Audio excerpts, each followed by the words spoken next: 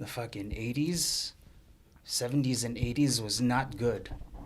It's not like, New York now, I mean, like, you hear in the news how dangerous it is outside. It's always been fucking dangerous, I don't walk down the streets looking over my shoulder anymore, but back then, I swear to God, I was always, I always felt like there was somebody just about to jump me or fucking, take my bag or trip me or something. It was like that.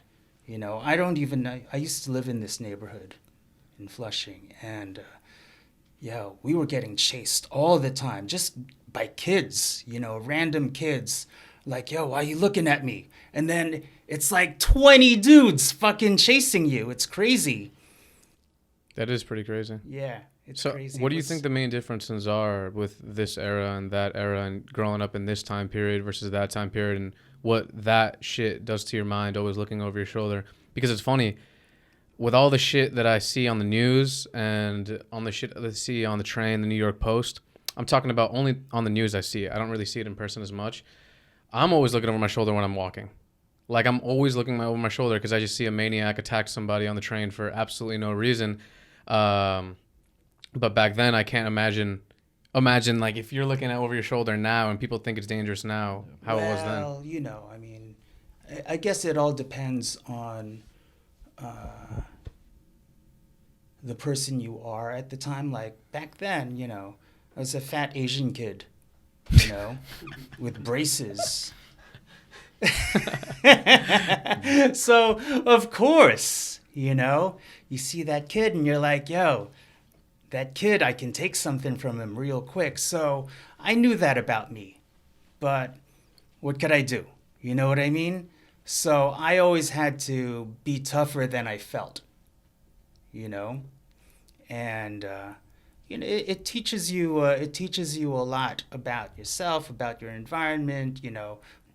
What do you think graffiti did for your life at that time period?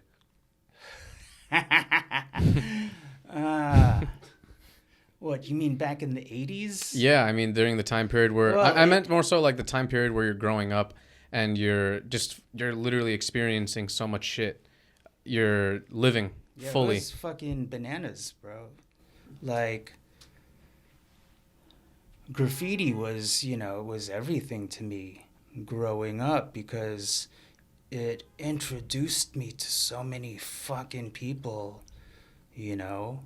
Um, for instance, back, I don't know, this must have been like a year before I started writing, or, I knew about it but didn't even start to do it.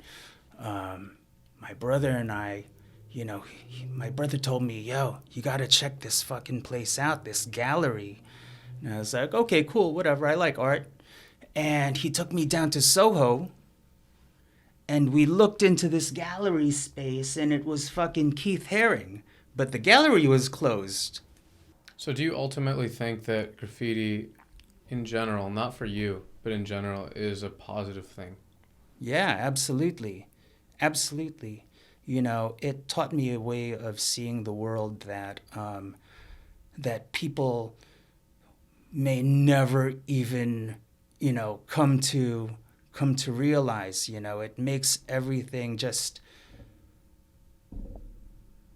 so much better. There are people who yearn for things. They don't even know what they're yearning for, but they think they never they always think that there's something better out there for them, and they waste their whole lives away, just like never being satisfied. Whereas this showed me instant satisfaction. Like it showed me a path that just really brings me a lot of enjoyment. And there's something I'm listen, you learn something at an early age, and I have to believe that your brain chemistry adapts to enrich your interests. You know what I mean? You become more receptive to that. So it starts early on, and then it just gets, it grows. But if you don't feed it, and if you get pleasure from it and you don't feed it, then it stagnates and you get depressed. So you always have to, you know, you have to see art everywhere. When the sun is out and it's bright and everything is really clear, you go out and you look at trees, you look at flowers, you learn about, the universal geometry, you know what I mean?